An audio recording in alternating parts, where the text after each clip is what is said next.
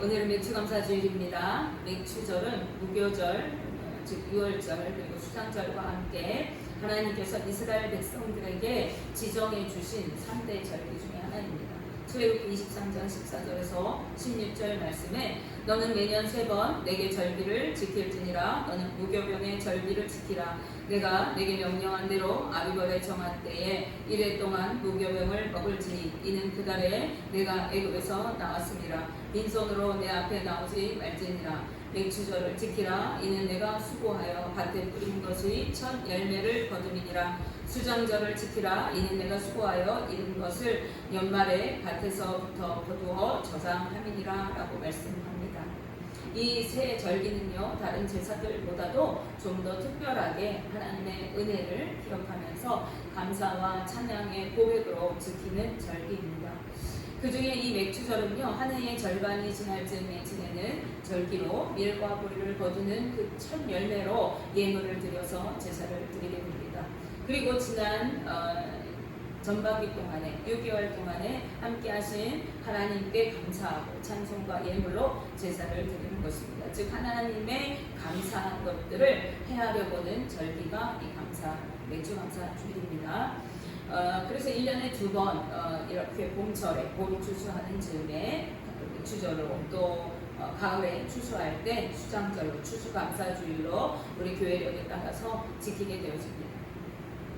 하나님께서 지키시고 보호하시지 않는다면요, 우리는 한순간도 살아갈 수가 없는 것입니다. 특히 농경사회에서는 더욱더 그랬습니다. 온 세상을 주관하시고 다스리시는 하나님께서 때를 따라서 적절하게 비를 주시고 햇빛과 바람을 주시고 병충해를 막아주셔서 곡식을 풍성하게 수확할 수 있게 되어진다는 것을 우리가 기억하는 것이죠.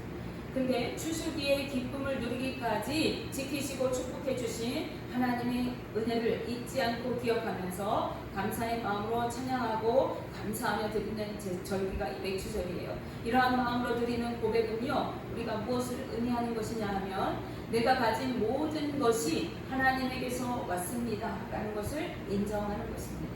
즉 나의 모든 삶의 주인이 하나님 되십니다 라는 고백의 절기입니다. 그래서 빈손으로 제사를 드리지 말고 복 주신 만큼 예물을 드려서 제사하라고 말씀하세요. 왜 그래요? 그 복을 주신 분이 하나님이시기 때문에 그렇습니다. 신명기 16장 17절 말씀에 각 사람이 내 하나님 여호와께서 주신 복을 따라 그 힘대로 드릴지니라 이렇게 말씀하고 있어요. 많이 거둔 자는 그만큼 많이 드리고 적게 거둔 자는 적게 드린다는 말씀입니다. 이것은요, 눈에 보이는 가시적인 추수의 양을 의미하기도 하지만 우리가 은혜를 많이 깨달으면 깨달을수록 더 많이 감사하게 되어지고 깨닫지 못할수록 감사하지 못하게 되는 것이죠. 이것은 너희가 예물을 많이 드려라, 헌금을 많이 해라 하는 것과는 다른 차원의 것입니다. 자신이 하나님께 받은 만큼 각자가 기쁨으로 자원하여 드리는 예물을 하나님께서 기쁘게 받으시는 것입니다. 그런데 어떤 이들은요, 오늘날에는 우리가 농경사회가 아니고 산업사회니까 또 각자가 밀이나 보리를 농사지어서 먹고 살지 않으니까 시대가 달라졌으니까 맥추절을 지키지 않아도 된다 이렇게 말하는 사람들이 있고요. 실제로 교단들 중에도 맥추절을 지키지 않는 교회들도 있습니다. 그런데 이것은 어리석은 이야기죠. 농경사회뿐만 아니라 하나님은 우리 모든 삶에 간섭하시고 개입하시면서 은혜를 주시는 분이시기 때문에 우리는 하나님의 은혜 없이는 살아갈 수 없는 존재이기 때문에 우리는 이 감사의 절기를 지키는 것입니다. 우리는 모든 삶의 영역에서 하나님의 은혜를 누리며 살아가고 그분의 보호하심과 돌보심을 누리며 살아가는 하나님의 자녀들인 것입니다. 그런데 그것을 알지 못하고 깨닫지 못하는 사람들은요, 자신이 누리는 것들을 아까 우리 창훈 씨가 고백했듯이 제 힘으로 내 노력으로 해서 얻은 것으로 생각하고 당연하게 여깁니다. 그렇게 생각하는 사람들은 기쁨과 감사로 예배 드릴 수가 없는 것이죠. 이런 사람들은 하나님을 알되 영화롭게도 하지 아니하고 감사하지도 않는 교만한 자들인 것입니다. 은혜를 깨닫는 자만이 하나님께 기쁨과 감사로 고백하고 자원하는 예물을 드려서 예배 드릴 수가 있는 것이죠. 은혜를 아는 자만이 하나님께 감사하고 영광을 돌릴 수가 있기 때문에 그렇습니다. 오늘 우리가 읽은 다윗의 시를 통해서 우리는 어떤 모습으로 하나님께 예배를 드려야 하는지를 살펴볼 수 있기 원합니다. 이 시편은 성전에 올라가는 노래라고 제목이 소개되어 있는 시편입니다. 즉 하나님의 성전에 들어가면서 성가대가 이렇게 행렬하면서 불렀던 찬송시였던 것 같습니다. 우리는 어떠한 마음으로 이 예배의 자리에 나와야 하는가 하는 것을 생각해야 하겠습니다. 우리가 예배 자리에 나올 때 우리는 가장 먼저 겸손한 마음으로 나와야 하겠습니다. 1절 말씀에 여호와여 내 마음이 교만하지 아니하고 내 눈이 오만하지 아니하오며 내가 큰 일과 감당하지 못할 놀라운 일을 하려고 힘쓰지 아니하나이다. 이렇게 말씀합니다. 마음이 교만하지 않고 눈이 오만하지 않다고 고백합니다. 즉 마음을 높은 곳에 두지 않고 스스로 자긍하면서 교만하게 행하지 않는 것을 결단하는 고백인 것입니다. 주님 앞에 예배하러 나오는 자는요, 교만한 마음을 품고 스스로를 내세우는 마음으로 나오는 것이 아니라 겸손한 마음으로 주님 앞에 굴복하며 나와야 하는 것입니다. 이 시를 지은 저자인 다윗은요, 온 나라를 통치하던 왕이었습니다. 그것도 이스라엘 역사에서 가장 위대한 왕으로 꼽히는 인물입니다. 그래서 메시아를 사람들이 생각할 때에 이제 우리를 구원할 새로운 다윗과 같은 왕이 날 것이다 이렇게 생각할 만큼 이스라엘 민족들에게 유대인들에게 이 다윗은 가장 위대한 왕으로 역사의 길이 남는 왕이었어요. 그런데 그런 다윗은요 전쟁터에서는 용맹한 장수였고 백성들에게는 존경과 신망을 받는 왕이었지만 하나님 앞에서 예배할 때만큼은 어린아이와 같이 자신을 내려놓고 마음껏 예배하고 춤추었던 사람이었습니다. 하나님 앞에서 젖된 아이와 같이 가장 낮은 마음으로 주님을 바라보는 자였습니다. 그러한 겸손한 예배자의 모습으로 살았던 다윗이었기에 하나님의 마음에 합한 자로 일생을 살아갈 수가 있었고 진정으로 위대한 왕이 될 수 있었던 것입니다. 다음으로 예배자의 모습은요, 자신을 위해 일하지 않는 것입니다. 다윗은 자신이 큰 일과 감당하지 못할 놀라운 일을 하려고 힘쓰지 않는다 이렇게 고백하고 있습니다. 여기서 큰 일이라고 번역된 단어의 원형은요, 크다, 중요하다라는 뜻을 가지고 있긴 하지만 이 본 서신에서는 자신을 위해서 혹은 자신을 위대하게 하기 위해서 행하는 대사 이런 의미를 갖는다고 합니다.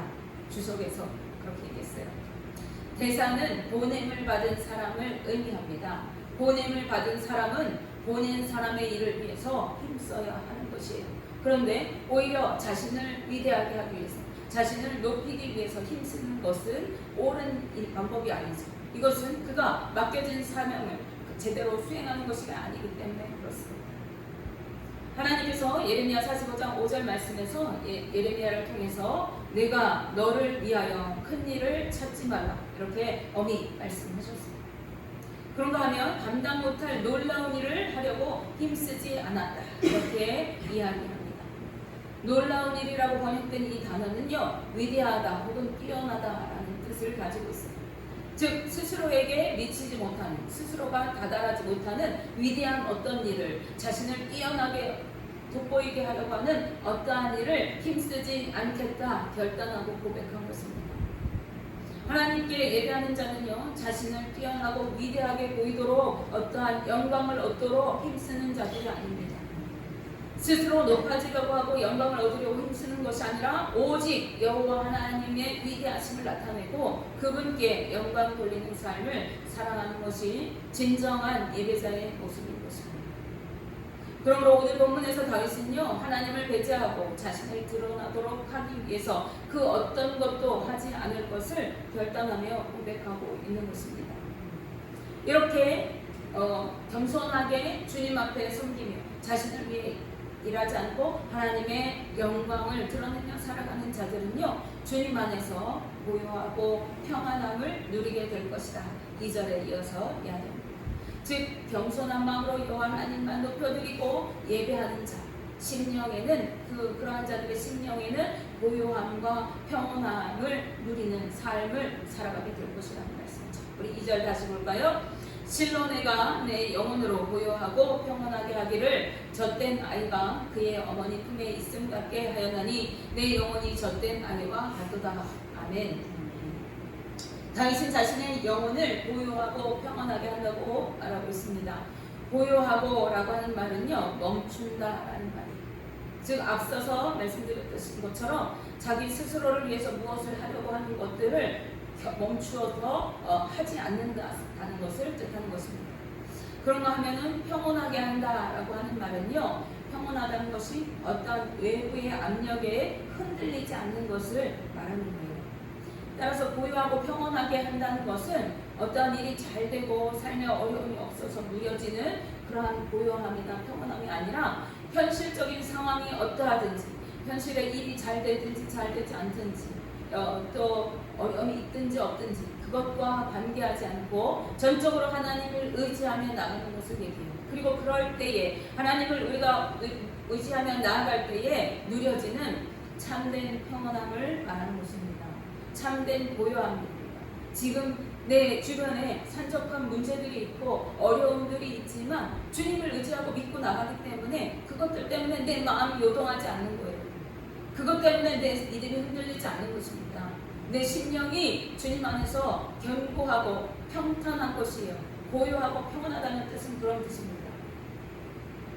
이것은 마치 젖된 아기가 엄마 품에 있는 것과 같은 평온함이라고 오늘 설명하고 있어요.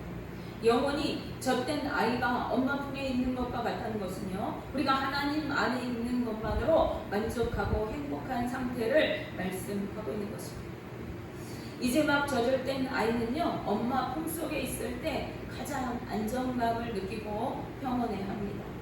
엄마 품에 있을 때 이 아이는 두려운 것이 없어요.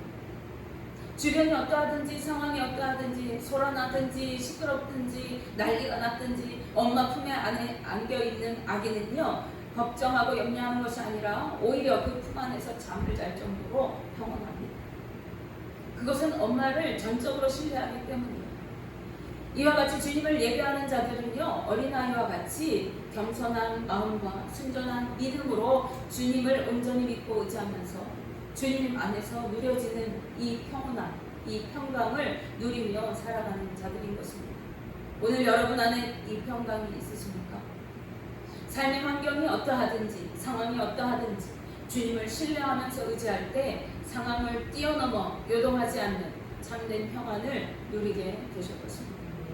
오늘기는 우리 성도님들이 모두 이 평안 안에 거하게 되시기를 주님의 이름으로 축복합니다. 마태복음 18장 3절 말씀에서요, 예수님은 어린아이에 같이 되지 아니하면 결단코 너희가 천국에 들어가지 못하리라 이렇게 말씀하시면서 어린아이와 같이 자기를 낮추는 겸손한 자가 천국에서는 가장 큰 자라고 말씀하셨습니다.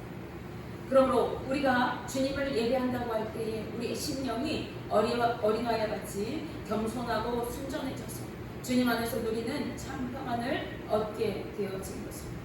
영원한 저 천국에서 크고 아름다운 자로 인정받게 되어지는 그러한 삶을 살아가게 되었습니다. 마지막 셋째로 주님을 예배하는 자는요, 항상 주님을 바라야 합니다.